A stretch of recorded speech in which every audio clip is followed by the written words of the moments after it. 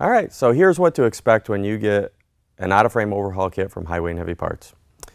First thing you're going to get is you're going to get new cylinder liners with the liner seals. You're going to get piston crowns, piston skirts, wrist pins, and retainers. You got new ring sets,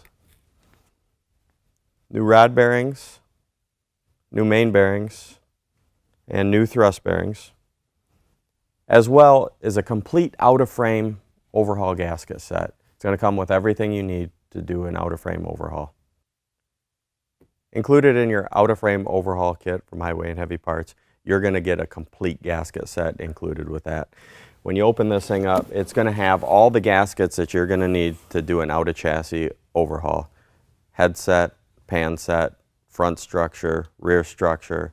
You're going to get front main seal, rear main seal, exhaust manifold, port sleeves for the caterpillars, isolators. You're going to get everything you need to do that job all in one box.